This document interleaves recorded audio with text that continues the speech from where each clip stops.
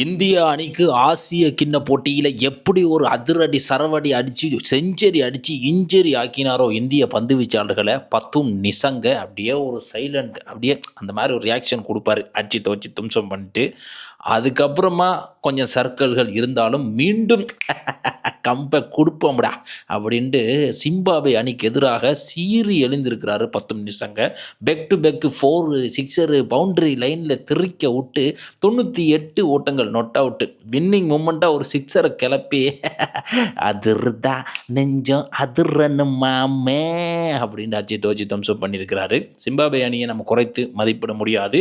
பாகிஸ்தான் சிம்பாபே இலங்கை அணிகளுக்கிடையில் நடக்கின்ற முக்கோணம் try series இந்த போட்டியில் கடந்த போட்டிகளில் சிம்பாபே அணிக்கு எதிராக இலங்கை அணி தோல்வியை சந்தித்திருந்தார்கள், பாகிஸ்தானோடையும் தோல்வியை சந்தித்திருந்தார்கள்.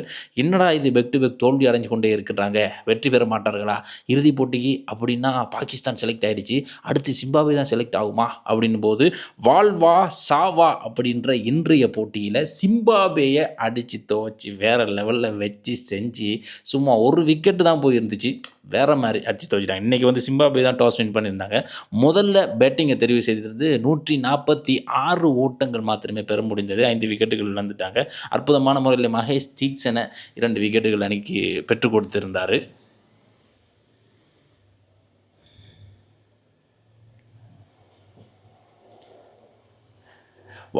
வனிந்து ஹசரங்க 2 விக்கெட் பெற்றுக் கொடுத்திருந்தார். அதோட வனிந்து ஹசரங்கையும் 2 விக்கெட்டுகள் பெற்றுக் கொடுத்திருந்தார். ரியான் பெர்ல் அவர் தான் சிம்பாபே அணி சார்பில் 37 ஓட்டங்கள் பெற்றிருந்தார். சிக்கந்தர் ரசா 37 ஓட்டங்கள். மற்றபடி 146 ஓட்டங்களுக்கு சுருள 147 அப்படின்ற இலக்கோட இலங்கை அணி பதிலுக்கு துருப்படுத்தாட இவங்கள தான் நம்பவே முடியாதே, எந்த நேரத்தில் எப்படி மூட் அவுட் ஆவாங்கன்னு தெரியாதே, ஒருவேளை 100 ரன்னுக்குள்ளே அவுட் அவுட் ஆனாலும் ஆகுவாங்க அப்படின்ற எதிர்பார்ப்புக்கு மாற்றமாக அற்புதமான முறையில் அந்த எதிர்பார்ப்பையெல்லாம் ஏமாற்றம் அடைய செய்து வெற்றி வாகை சூடி கொடுத்திருக்கிறாரு. யாரு? பத்தும் நிசங்க. 58 பந்துகளுக்கு 98 ஓட்டங்கள். போதுமா போதாதா? அண்ணா எங்களுக்கு போதாது, இன்னும் கொஞ்சம் ரன்னு சிம்பாபே அடிச்சிருந்துச்சுன்னா ஒரு செஞ்சுரி அடிச்சிருப்பார் பத்தும் நிசங்க. ஆல்ரெடி இன்ஜரி தான் அவங்க எல்லாருமே. குசல் மெண்டிஸ் அவரை நம்ம வாழ்த்தி ஆகணும், நல்ல ஒரு கம்பெனி கொடுத்து 25 பந்துகளுக்கு 25 ஓட்டங்கள் எடுத்திருந்தார். அற்புதமான முறையில் அவரும் கொஞ்சம் பரவாயில்லையே தேறி வர்றாரே அப்படின்ற மாதிரி தான் இருந்துச்சு. ஸோ வாழ்த்துக்கள் பத்தும் நிசங்க, வாழ்த்துக்கள் Sri Lankan cricket team. Sri Lanka win by 9 wickets. 22 பந்துகள் வெளியில் இருக்கும் பட்சத்தில் 148 ஓட்டங்கள் பெற்று அற்புதமான முறையில் இலங்கை அணி வெற்றி வாகை சூடியிருக்கின்றது. இந்த அடிப்படையில் பாயிண்ட்ஸில் பார்க்கும்போது பாகிஸ்தான் ஆல்ரெடி செலக்ட் ஆகிட்டாங்க. அடுத்து பாகிஸ்தானுக்கும் இலங்கைக்கும் ஒரு போட்டி இருக்கிறது. அந்த போட்டியில் இலங்கை கண்டிப்பாக வெற்றி பெற வேண்டும். அப்படி வெற்றி பெறுவாளர்களாக இருந்தால் இறுதிப் போட்டியில் பாகிஸ்தானோட மோதுவார்கள். அதுக்கப்புறமா கப்பையும் வெல்வதற்கான வாய்ப்புகள் இருக்குது. அவங்க சொந்த மைதானத்தில் அவங்க சூப்பரான முறையில் ஆடிட்டுருக்காங்க பாகிஸ்தான்.